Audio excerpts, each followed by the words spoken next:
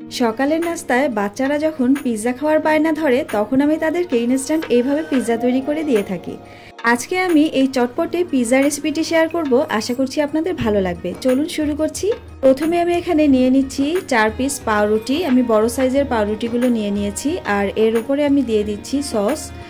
আমি এখানে সসগুলোকে পাউরুটির সাথে খুব ভালোভাবে মিশিয়ে নিচ্ছি। এরপরে আমি এতে দিয়ে দিব সিদ্ধ করা আলু। আমি ম্যাশ করে নিয়েছি, তো আলুগুলোকে আমি খুব ভালোভাবে পাউরুটির উপরে বিছিয়ে দিচ্ছি। এরপরে এর উপরে আমরা দিয়ে দিব ডিম। তো আমি গ্রেটার দিয়ে খুব সুন্দর করে ডিমগুলো দিয়ে দিচ্ছি। ডিম দেওয়া হয়ে গেলে একে একে আমরা এতে দিয়ে দিব পেঁয়াজ কুচি, দিয়ে দিব টমেটো কুচি।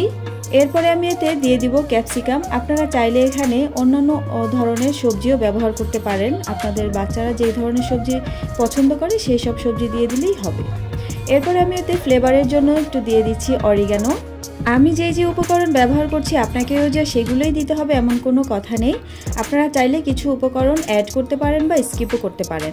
এরপরে আমি এর ভেতরে কিছু টালা মরিচের গুঁড়া দিয়ে দিয়েছি। এখন আমি এতে দিয়ে দিচ্ছি মোজারেলা চিজ।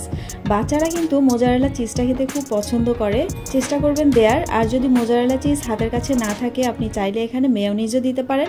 আর মেয়োনিজ যদি না থাকে সেখানে আপনি শুধু আরও বেশি করে সস দিয়ে তারপরেও তৈরি করতে পারেন। তো আমাদের সব উপকরণ মোটামুটি দেওয়া শেষ হয়ে গিয়েছে। এখন আমি চুলাতে একটি তাওয়ার উপরে পাউরুটিগুলো বসিয়ে দিয়েছি, আর 2 থেকে 3 মিনিট চুলার আঁচটা মিডিয়াম টু লোতে রেখে আমরা এটাকে বেক করে নিব। আপনি চাইলে ওভেনেও 2 মিনিটের মতো বেক করে নিতে পারেন। এতে করে আমাদের যে মোজারেলা চিজটা আছে সেটা খুব সুন্দরভাবে গলে যাবে, আর এই পিৎজাটা খেতে কিন্তু দারুণ মজার হবে। তো দেখুন আমাদের পিৎজা কিন্তু প্রায় রেডি হয়ে গিয়েছে।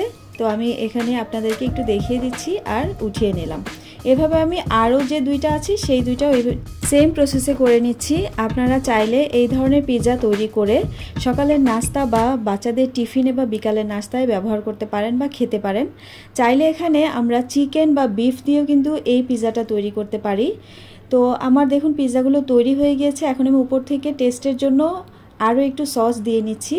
এরপরে আমি আপনাদেরকে একটু কেটে দেখাচ্ছি। তো দেখুন কতটা সফট হয়েছে, আর দেখতেও মাশাআল্লাহ কত সুন্দর হয়েছে, আর খেতেও কিন্তু অসাধারণ হয়েছে। আশা করছি আপনাদের কাছে রেসিপিটি ভালো লেগেছে। আজকের মতো এ পর্যন্তই। আল্লাহ হাফেজ।